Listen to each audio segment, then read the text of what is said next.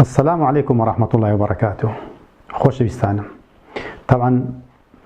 آمانزو درنجامو وهدف بيكاني 11 سبتمبر لهمو روانگيكوا سود و قازانش يقدزار قوري هبو بو داجير كريكان اواني كانويت نكزوي بتنيا داجير بكن بلكو اوي كلنيوي شيدايا بو لاي خوي رابچيشيت لواني زوربا من بير من بو نوتكا بتسيد يا خود بلين بو نشتيمانكا ولاتكا عقل من بوشتانا بشي بلام زور شتي لوانيا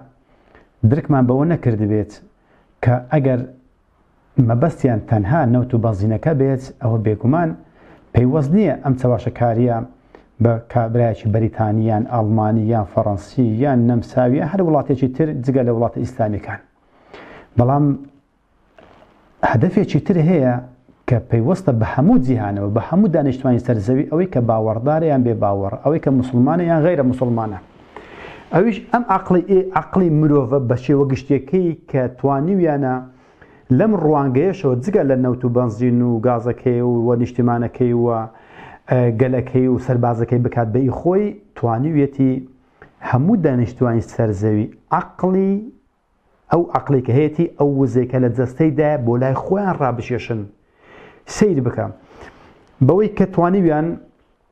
بە 11 سپتێمبەرە بەم چەواشەکاریە وایان کردو لە هەموو مرۆڤەکانی سەرزەوی کە حەق بدە بە ئەمریکیەکان و ناحەقیش بدەن بە موسڵمانەکان لەگەڵ ئەوەشدا وێنەی مسلمان ناشرین بکەن بەوەی کە مسلمان واتە تیرۆریست واتە ئیسلام وایان کردو ئەم دووشە لە مێشی تاکتاکی دانیشتوانی سەر ئەو زەویە بە نێر و بە مێتەوە بە بێدین و بە دیندارتەوە هەر هەمووی کردوتە بە یەک عەقڵ بەوەی کە بڵێ تیرۆریست یەکسەر مێشی بۆ سەر ڕژدار مسلمانێکی ڕژدار ئەچێت هەر لە ناو مسلمانەکانیشەکە گوتە تیرۆریست یعنی ئەو کەسانەی کە تون ڕەون لە ناو مزگەوتیشە بە هەمان شێوە گوتە تیرۆریست عەقڵەکەی وا داگیر کراوە کە یەکسەر مێشی بۆ لای دینێشتر ناچێت بۆ لای ئەو هیندۆستانە ناچێت کە مسلمان ئەسۆتێنن بۆ لای ئەوان ناسوودەکە غەزە بۆمبارانەکەن بۆ کەسان ناچێت کە مسلمانان لە ناو ئەبەن و کوژن بۆ ئەوەی نیوزلەندا ناچێت بۆ ئەوەی کە نەرویست ناچێت کە قورئان ئەسوتێنن ئەوانەی کە مسلمانەکان لە نیوزلەندای کوشتی کەس بۆیان ناو تیرۆریست بکوژن ببڕن بسووتێن هەر شتێک بکەن کەس بۆیان ناو تیرۆریست بۆ لە مێشەکەی ئێمەی سەرزەوی مرۆڤی سەرزەوی وا لێ کراوە کە تیرۆریست یعنی مسلمان نابێت لە ئەو تیرۆریستە بنێتە پاڵ ناوێکی ترە کە ئەمە پەیوەست کراوە کە یاخود ئەمە تایبەت کراوە بە مسلمانەکان لە نەملاو مێشی مسلمانەکانیشە نەکەتە غیرە مسلمانەکانە سیرکە ئەمە دانیە لە گانزای پرۆفیسۆری یاخود مێژوونووسی سویسڕی ئەڵێ سیرکە عەقڵیشمە داگیر کراوە ئەگەر ئەوان نەوتیان داگیر کراوە بەڵام عەقڵی ئێمەی گشتی سەرزەوی داگیر کراوە بەوەی کە بڵێن تیرۆریست یعنی مسلمان سیرکە لە بە ئیمتیحانێکی خۆتان بکەن ئیمتحانێکی خۆمان بکەین سیرکە لێ من چەند وشەیەکتان پێ ئەڵێم سیرکە Vielleicht kurz mit Ihnen noch eine psychologische Übung. Projizieren Sie mal ein Bild, wenn ich sage Apfel. تاقیتانەکەم لە مێشی خۆتاندا چەند وشەیەکتان پێڵم ئێوە لە مێشی خۆتاندا وێنەکەی بچێشن سیرکە ئەڵێ سێو Einfach ganz schnell ein Bild projizieren. Haus. خانوو Fahrrad. پایسکیل Polizist. پۆلیس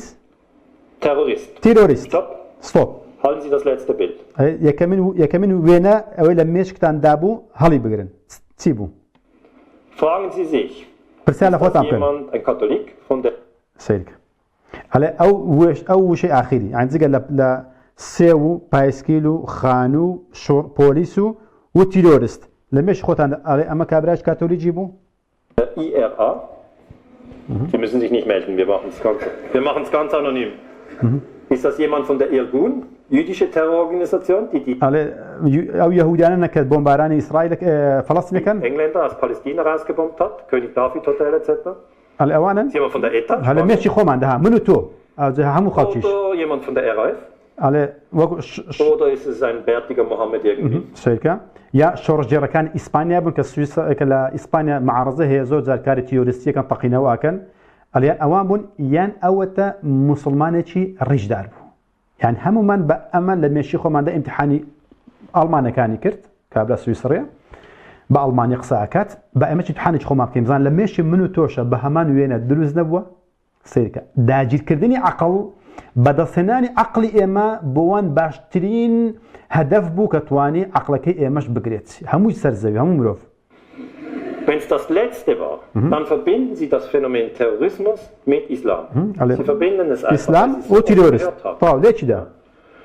Und dann leiden Sie natürlich unter Kriegspropaganda, weil das natürlich die Kriege rechtfertigt. Und wir haben in der Friedensforschung den Trick, dass wir sagen, علي أما لروي درونيوا همو خلشان داجر كردوا همو خلشان قرتوا بويكا بلا مسلماني عين تيورست بوي مسلماني أمره أيوة ناوشت لخوي ابني بلا من مسلمانة مودرن من مسلمان ديمقراط خوازم من على السيركا بونم على امتحان اشترثانا كم السيركا أو امتحانات طبعا بو همو ما نتنها بو سويسرا ألمانيا كانية على بونم من أجر بيتو أجر إخبارك بخوينه وهوالك كان بخوينه بلين سيركا وقصة كانت استقصى كم 1 Million Tote in den USA. Hey, Hansli schlägt zu, machen wir zu, sie schlägt Hansli. Und dann schauen wir die Sache nochmal an. Und jetzt möchte ich Ihnen mal erklären, was in den letzten 16 Jahren passiert ist. Folgendes. Der Irak hat 2003 die USA überfallen. 1 Million Tote in den USA. Bush wurde am Galgen erhängt. بلين 2001 عراق هێرشی کردە سەر ئەمریکای داگیر کرد 1 ملیۆن ئەمریکی کوشت و جۆرج بۆشیشان ئیعدام کرد. سیرکە ئەلێ ئیخبار 2011 hat Libyen Frankreich überfallen. 2011 wurde getötet. 2011 کاتێکە فەڕەنسا لیبیای بردومان کرد و قەزافی خستە بەردەستی شۆڕژگێڕەکانی یاخود معارەزەی لیبیایە. ئەلێگەر بێت و بە پێچەوانەکەی بڵێن لیبیا جێشی لیبیا بردومانی فەڕەنسایان کرد و دوایش سارکۆزیان کوشت. سارکۆزی سەرۆکی پێشووی فەڕەنسا بوو 2011. Die afghanische Armee ist in Deutschland einmarschiert. و جێشی ئەفغانیش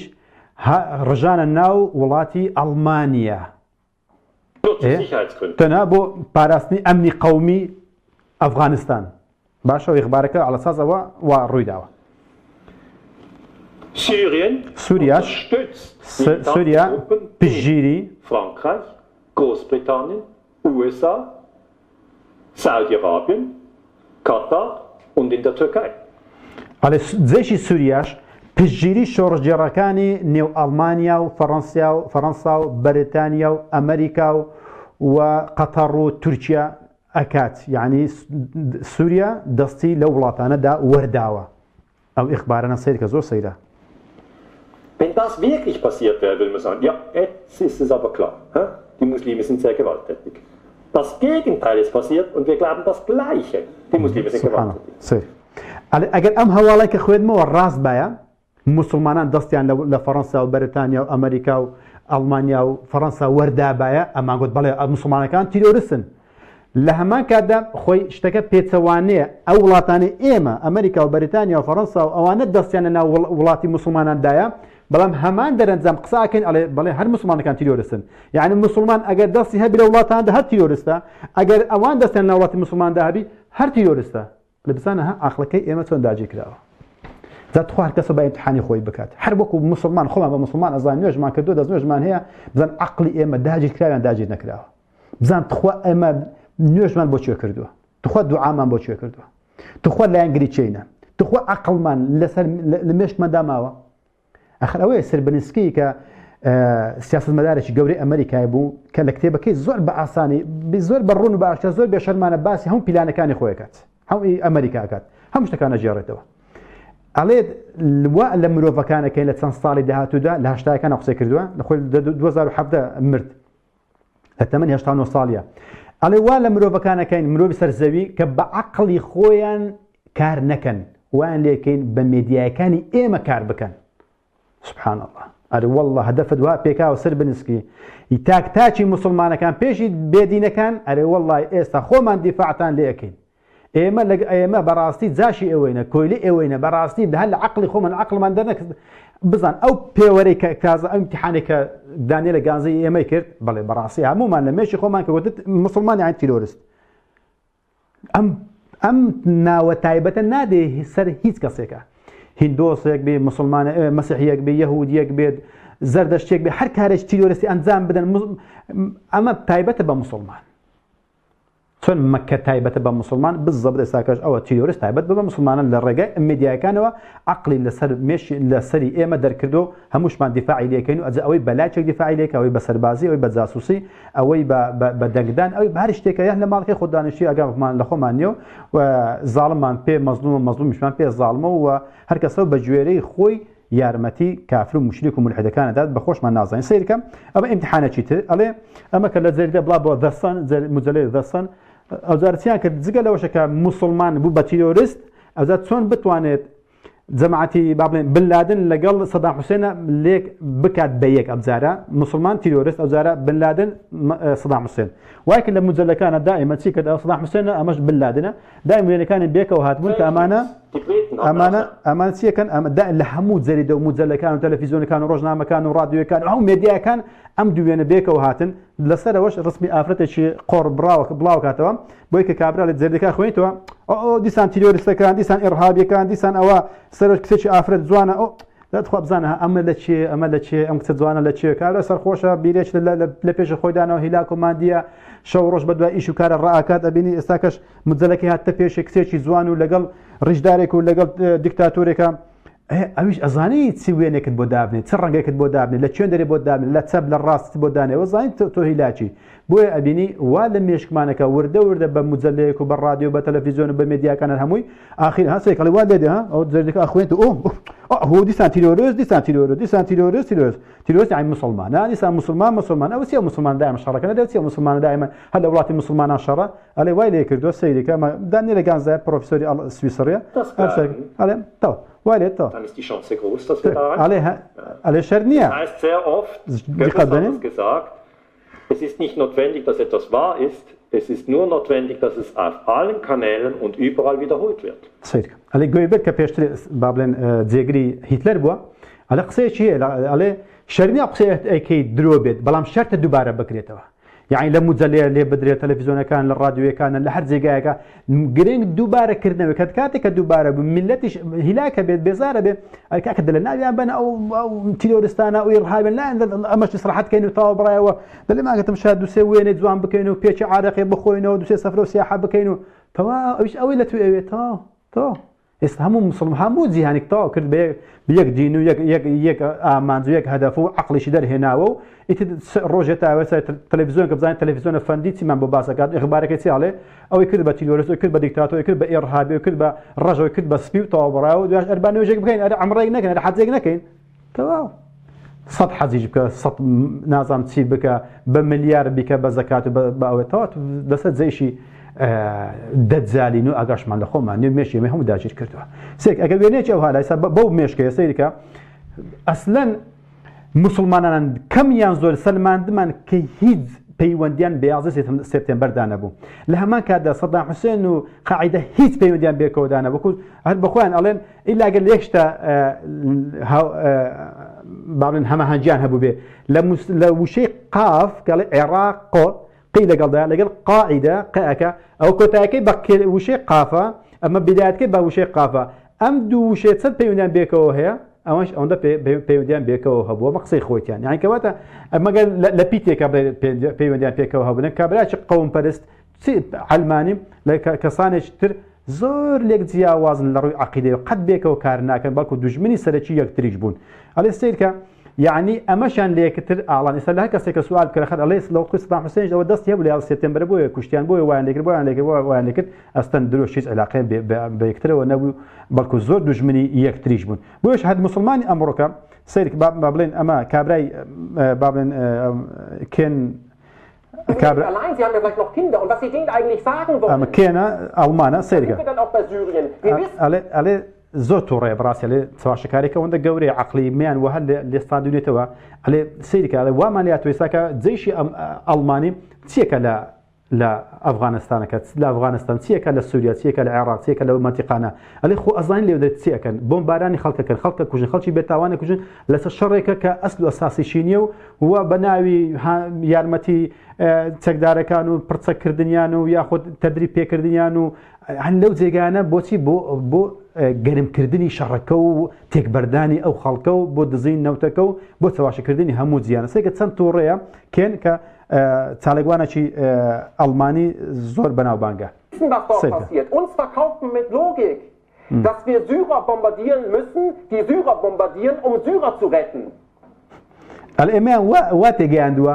ئێمە ئەچین بۆمبارانی سووریاکەن کە ساشەڕە لە سووریا بۆمبارانی سووریانەکەن بەو ناوەی کە ئێمە یارمەتی سووریا دێن باش بۆمبارانکردن چ علاقەی بە یارمەتیدان هەیە یارمەتیدان ئەوەیە بە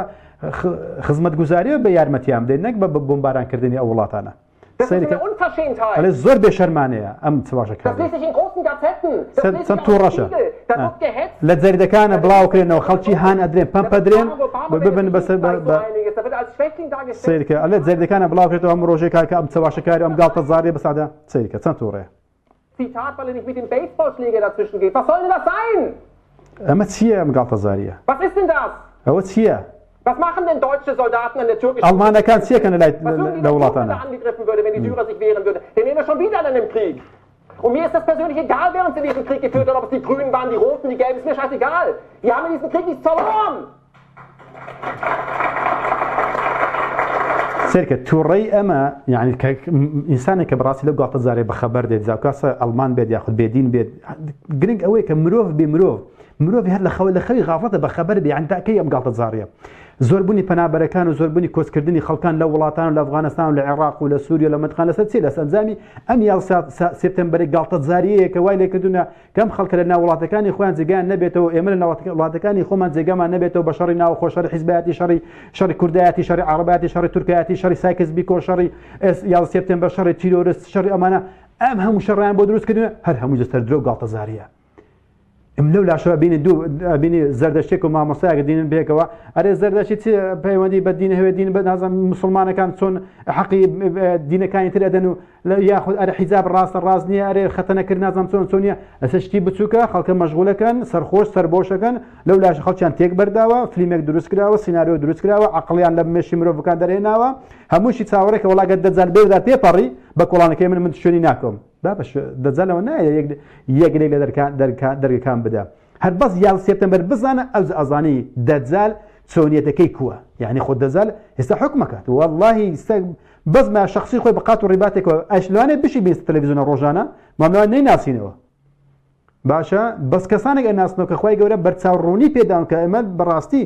سوپاس بۆ خوای گەورە کە بەڕاستی کە خوای گەورە فەرمێ ئین تەتەقوا الله ويعلمكم الله ئێوە لەخوا بترسن خوای گەورە فێرتان ئەکات بەڕاستی ئێمە تا لەخوا نەترسین فێرمان ناکە خوای گەورە ئێمە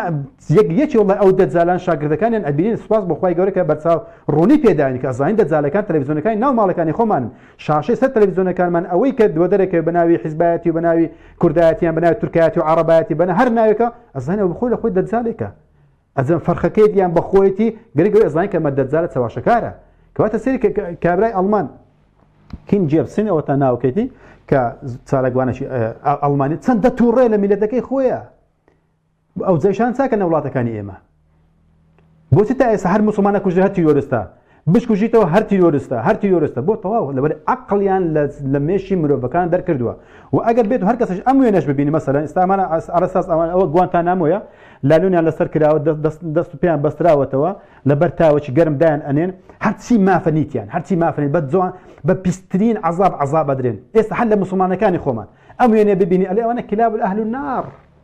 صد خود بيان لسرة صعد خود بس هزارا خود بلسريتيان كلاب الأهل النار أوانا صجي نيو جهنم من أوانا بوتسك كاري تيورستيان كردوا كاري إرهابيان كردوا سيركو أمريكية الأمانة تسجيل أون welche Art Demokratie die Bush-Regierung eigentlich noch exportieren will. Wir haben noch weniger Rechte als verurteilte Massenmörder.